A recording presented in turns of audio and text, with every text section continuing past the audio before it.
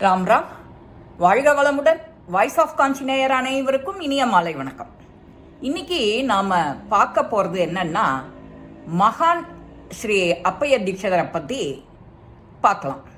அவர் வேத புராண இதிகாச சாஸ்திரங்களில் எல்லாத்துலேயும் கடை தேர்ந்து வேதம் படித்த ஒரு தீட்சிதர் பிராமணர். அவர் எங்கே பிறந்தார்? வடார்காடில் ஒரு சாமவேதம் பக்கத்தில் அடைப்புலன் அப்படிங்கிற ஒரு சாமவேத கிராமத்தில் பிறந்தார். அவர் இப்பேற்பட்ட இந்த தீட்சிதர் அவர் செய்த லீலைகள், எழுதின ஸ்லோகங்கள் அபாரம். சிவன்கிட்ட மார்கபந்து, அம்பாள் பேரில் அபீத குச்சாம்பாள், அப்புறம் வரதனை ரங்கராஜனை பற்றி பெருமாளையும் விடலை, வரதராஜ ஸ்தவம்னு எழுதினர். இவரோட வரலாறுன்னு பார்த்தேன்னா, இவருக்கு கடைசி காலத்தில் சூழ நோய் வந்துடுத்து. அந்த சூழ நோயை போக்குறதுக்கு யார் யார்கிட்ட இந்த மாதிரி ஆர்கியூ பண்ணணும், தர்க்கம் பண்ணணும், அந்த மாதிரி சூழல்லாம் அந்த வலியை பக்கத்தில் தர்ப புல்லில் இறக்கி வச்சுடுவாராம்.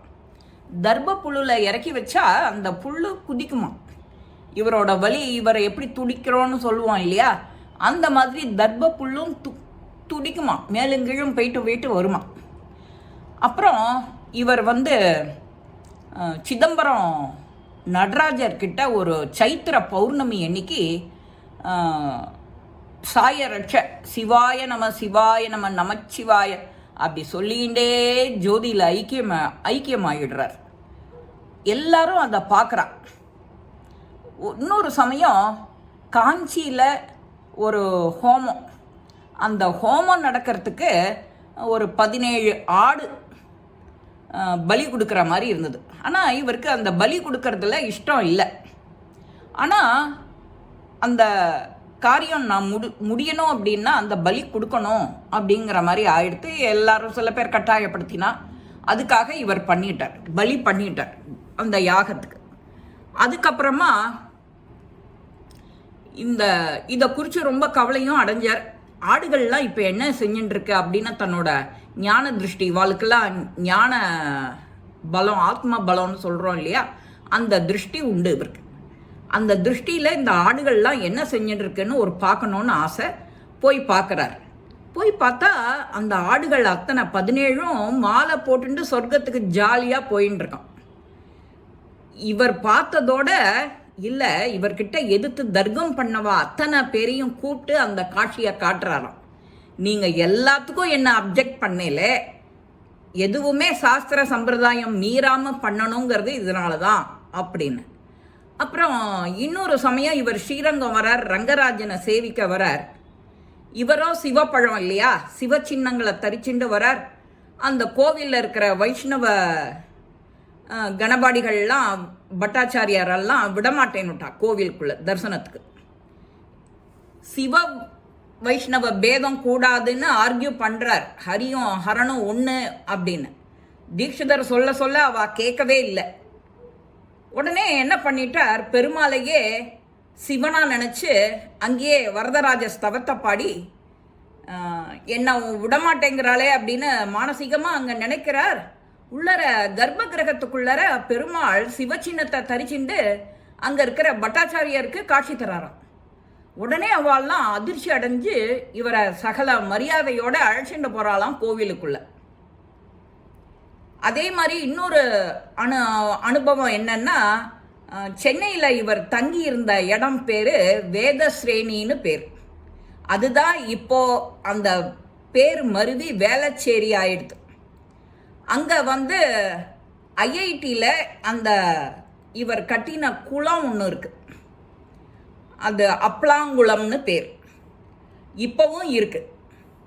அப்பைய தீட்சிதர் மார்கபந்து சம்போ மகாதேவ தேவ சிவ சம்போ மகாதேவ தேவேஷ சம்போ சம்போ மகாதேவ தேவ அப்படிங்கிற ஒன்று சொல்லியிருக்கார். சிவன் சிவன் சிவன் சிவன் தான் சதா. அப்பேற்பட்டவர் ஒரு மன்னர் ஆட்சி காலத்தில் யாகம் பண்ணிகிட்டே இருக்கார். யாகம் பண்ணிகிட்டே இருக்கும்போது இவர் நாளைக்கு அந்த ராஜா இவருக்கு ஒரு சால்வை கொடுத்துருக்கார். அந்த சால்வையை இவர் அக்னியில் போட்டுட்டார், ஆக்கிருதி பண்ணிட்டார். அதை நான் கொடுத்ததை எப்படி நீ இழிவு பண்ணலாம் அப்படின்னு அவரை ராஜா கிட்ட போய் ஒரு 4 பேர் கோள் மூட்டி சண்டை போடுறான். உடனே அவரும் ராஜாக்கு தான் அப்பெல்லாம் யாரானே தான் சொல்லிட்டு அறிவு கிடையாது, உடனே வந்துடுறா சண்டைக்கு. என்ன நீ இப்படி பண்ணிட்ட அப்படின்னு. நான் என்கிட்ட அந்த விலையுறந்த சால்வை இருக்கிறதுக்கு பதிலாக சிவன்கிட்ட இருந்தால் சரியா இருக்கும்னு தான் நான் அக்னியில் போட்டேன். இப்போ நீ போய் பாரு சிதம்பரத்தில், அங்கே சிவன் கிட்ட இருக்கும் உன்னோட சால்வை அப்படிங்கிறா, நீ போய் வேணா செக் பண்ணிக்கோ அப்படின்னு. உடனே அந்த சிதம்பரத்தில் போய் உள்ளர திறக்கிறா சுவாமிய. கார்த்தால திறந்தா சால்வை போட்டுருக்கார். அங்கே இருக்கிற பட்டாச்சாரியாரும் அவளும் இந்த ஜனங்களும் போய் அதிர்ச்சி அடையில பார்த்து நிற்கிறான். இவ்வளவு வேத பண்டிதர் பிராமணர் கையில் வலக்கரத்தில் ஆசீர்வாதம் பண்ண மாட்டார். அது ஏன் அப்படின்னா அந்த ராஜாக்கு அது ஒன்று, நீ என்னை இழிவுபடுத்துகிற, உன்னோட இடது கையால் எங்களுக்கு ஆசி வழங்குற, அது ஏன் அப்படின்னு அவெல்லாம் கேட்குறா, வத்தி வைக்கிறா. நான் வலது கையால் ஆசீர்வாதம் பண்ணாக்க நீங்கள்லாம் எரிஞ்சு போயிடுவேள். சுத்த பிராமணம், அக்னிஹோத்திரம் பண்ணுறேன், சதா சர்வகாலமும் யாகம் ஹோமம் சிவநாமம் பஜனை ஆன்மீக வழியிலேயே இருக்கிறதுனால எனக்கு அந்த ஆக்கர்ஷண சக்தி உண்டு, அதனால் நான் அப்படி பண்ணுறேன் அப்படின்னு இவர் சொல்கிறத கேட்காம இவா திரும்ப ஆர்கியூ பண்ணுறா. சரி, உங்கள் மன்னர் உருவம் பண்ணின ஒரு வேஷ்டியோ ஒரு துணியோ கொண்டு வந்து எதிர்த்தாப்புல புடி, எனக்கு எதிர்த்தாப்புல அப்படிங்கிற. இவர் வலது கையை ஆசீர்வாதம் பண்ண உடனே அந்த துணி திகு திகு திகு திகுன்னு எரியறது. அப்பா அங்கே இருக்கிறவாள்லாம் புரிஞ்சுக்கிறா. புரிஞ்சுண்டு காலில் விழறா, மன்னிச்சுக்கோங்கோ மன்னிச்சுக்கோங்கோ மன்னிச்சுக்கோங்கோ, நாங்கள் செஞ்சது தப்பு அப்படின்னு.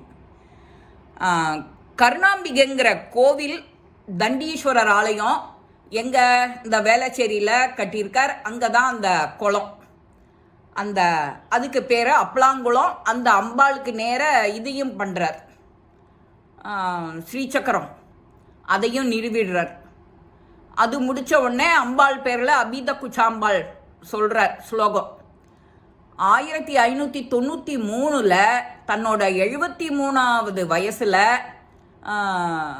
அந்த சிதம்பரத்தில் ஒரு சைத்திர பௌர்ணமி அன்னைக்கு தீபாராதனை நடந்துகிட்டே இருக்கும்போது ஜீவ ஜோதியாக அப்படியே 2.5 கலந்துடுறாராம் அப்பைய தீட்சிதர்.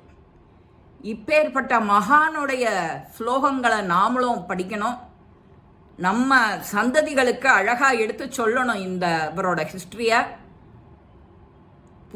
பொதுவாகவே பாரத பூமி பழம்பெரும் பூமி, புண்ணிய பூமி, ஆலயங்கள் இருக்குது, நதிகள் ஓடுறது, எல்லாத்துக்கும் அவ்வளவு சாஸ்திர சம்பிரதாயம் இருக்குது, ஒன்னொன்றுக்கும் ஒரு கதை இருக்குது. பாரத கண்டே அப்படின்னு சொல்கிறோம். பாரத கண்டத்தில் இவ்வளவு புண்ணிய மகான்கள் இருக்கிறதே நம்ம தேசத்தை அவ்வளவு வசதியான இடத்துக்கு எடுத்துட்டு போக. இவருடைய ஜீவ சமாதி திருவாலங்காட்டில் ஒரு விநாயகர் கோவிலுக்கு எதிர்த்தாப்புல இருக்கு. அந்த ஜீவ சமாதியையும் நாம் சேவிச்சிட்டோ இப்பேற்பட்ட மகான் இயற்றின இந்த ஸ்லோகங்களையும் நாம் பாராயணம் பண்ண நம்ம என்ன பாக்கியம் புண்ணியம் பண்ணி இருந்தால் இதெல்லாம் கிடைக்கும். அந்த விஷயம் உங்கள் கூட பகிர்ந்துக்க எனக்கு அடியேனுக்கு எவ்வளவு பாக்கியம். இந்த சிவாய நம்ம பஞ்சாட்சர பீஜத்துக்கு எவ்வளவு பாக்கியம். இந்த பதிவு உங்கள் எல்லாருக்குமே பிடிச்சிருக்கோம். லைக் பண்ணுங்க, ஷேர் பண்ணுங்க, பெல் பட்டனை கிளிக் பண்ணுங்க, சப்ஸ்கிரைப் பண்ணுங்க, கமெண்ட்ஸ் பாக்ஸில் கமெண்ட்ஸ் போடுங்க. ஸ்ரீ மகாபெரிவா திருவடிகளே சரணம். நல்லதே நடக்கும். ஆனந்தமாக இருப்போம் நண்பர்களே. வாழ்க வளமுடன்.